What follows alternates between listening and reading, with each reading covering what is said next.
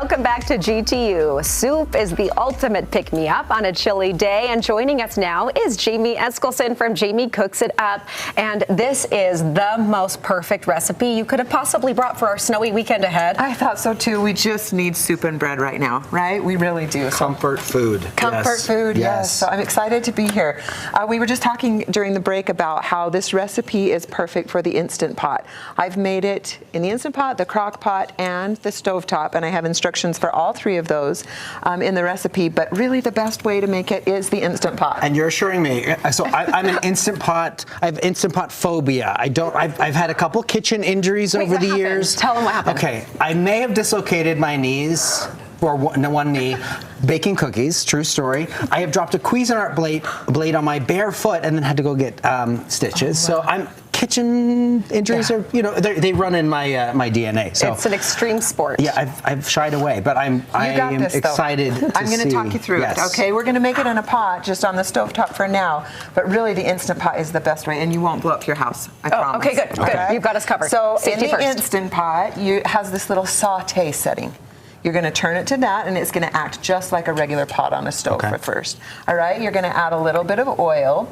Then you're going to grab some stew meat. Now, I like to buy my stew meat at Sam's Club or Costco. It's the best price there, but it comes in these huge chunks. So I end up taking my scissors and cutting it so that it has a nice opportunity for lots of those pieces to get in. And do you do just enough oil to coat the entire bottom? That's or just right. Just great. a little bit, like a teaspoon or two is all. Great. Then you're going to hit it with a little bit of salt and pepper, and then you're going to allow it to sear and get a little bit of a dark color on the bottom, okay? And how long does that take? That takes maybe 3 or 4 minutes. Oh, fast, okay. Fast. So, and obviously we don't have time right now, so we're going to pretend that we did that part, okay? Then we're going to add carrots, celery, onion, a little bit of garlic. Then you're going to add 4 cups of water. And on my website, I'm making half of the recipe right here. So on the website, it would serve 12. This is going to serve 6. Okay? Oh, good. Okay, it's going to serve a bunch. It's going to serve a bunch. Good. Yep. Then you're going to take a can of diced tomatoes. If you only have like stewed tomatoes and they're really big in the can, you're just going to put a pair of scissors in the can and cut them up like that. That's a good hack. Yeah. That's a good hack. Good hack. There you go. All right, then we're going to add some seasonings. In here I have beef bouillon, bay leaf, parsley, thyme. I think that's all.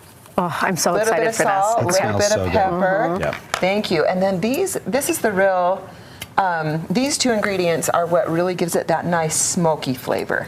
Okay, so we're going to take some Worcestershire. Oh, you said that like it was nothing. I don't even I was actually try. worried about how that was going to go down. That was smooth. All right, and then liquid smoke. Oh, what's Liquid that? smoke. Okay. Liquid smoke. So you're going to find this in the grocery store right around where you would find this sauce. And it just gives it a nice smoky flavor. It really makes a big difference. That would be awesome for barbecue recipes too, Yes, just to kind of put on any meats like that. Exactly. Oh, awesome. Lots of times I'll use it in like a sheet pan recipe that I want it to taste grilled, but I'm really just going to bake it or roast it in the oven. So then you're just going to stir that all together. All right, now this is the magic of your Instant Pot. If you have it, if that's how you're cooking it, then you're just gonna add your pearled barley. You're gonna put the Instant Pot lid on, you're going to turn it to high, and then you're gonna set it for 30 minutes. And then really, that's it. That's it. Your Instant Pot will take a while to heat up, the pressure in it, and then it will start to cook in about 30 minutes. So it really does take about 45 minutes total by the time it gets the pressure. But that's not bad. It's not bad. And then really, it turns into this. So it's kind of got this nice, thick tone to it. It's beefy, it's hearty, it's delicious. There's some right here if you want to try Josh, some. here, take a spoon. I'm not going to say no. Dying to try it. I can't even look at it without my mouth watering. No. Jamie, what would you say to people who maybe still have that Instant Pot just sitting on the counter or in a cupboard and they haven't used it yet? This is the way. Yes, it is, and I get it. I was there too. I didn't use my Instant Pot for a long time because I was so nervous.